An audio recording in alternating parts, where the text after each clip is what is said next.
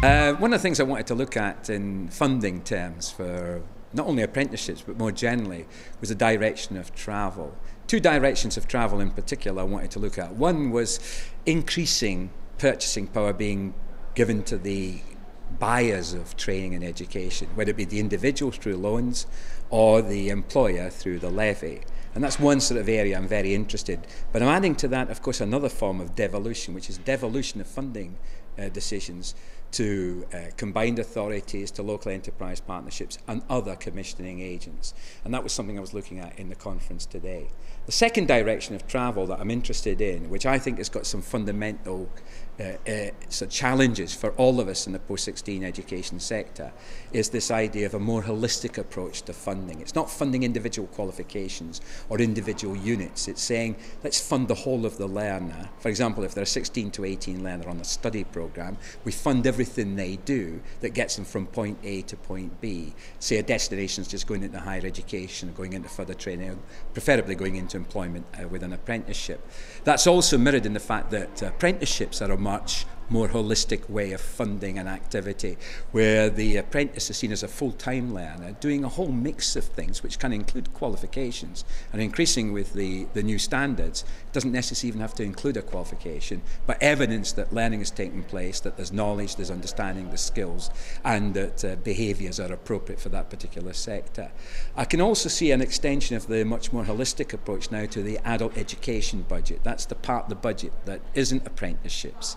And there you can see that by mixing a program of qualifications, the regulated qualifications, and non-regulated qualifications, non-accredited provision, we've got a much more holistic approach there to funding that adult, particularly to give the adult the outcome they seek, whether that be personal development, independent living, progression into employment, progression into further training, such as. So those are the sort of two strands that have most interested me recently in terms of funding policy.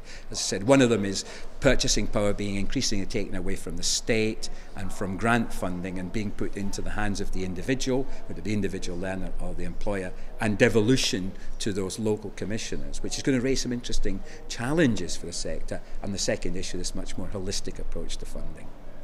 Yeah, I think advanced learner loans from 2016-17, from next August, are going to be extended to include 19 to 23-year-olds. So, and that's for the existing type of provision, which is level 3 and level 4. But they're also being extended up to level 6, which obviously is going to include some of those higher qualifications, particularly the higher technical and professional qualifications, which the government is so keen for us to promote.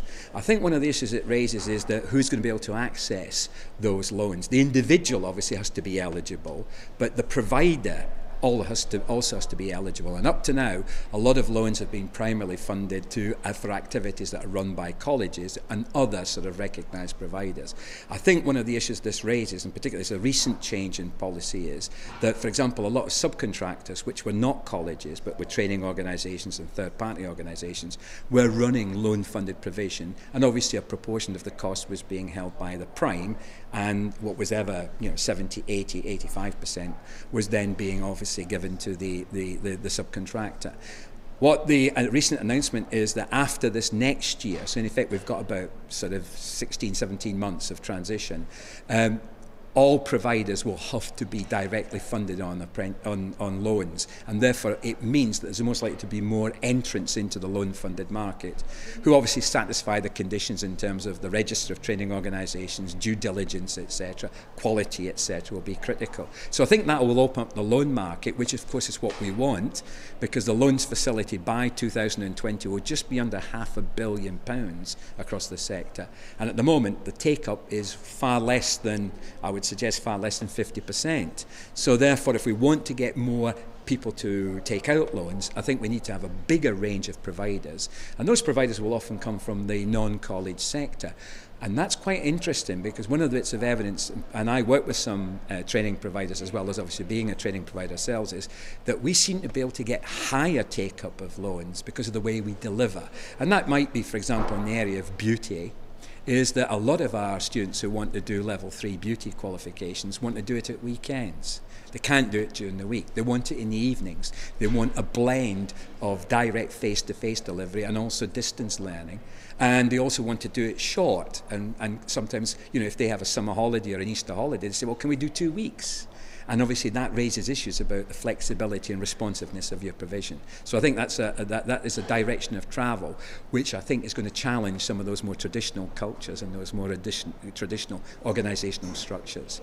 We have to rise to it. Colleges have to rise, so do all training providers. Because ultimately, a person's only going to take out a loan if they get value from it. And therefore it's a sort of, if you want, it's the customer relationship we've got to get right.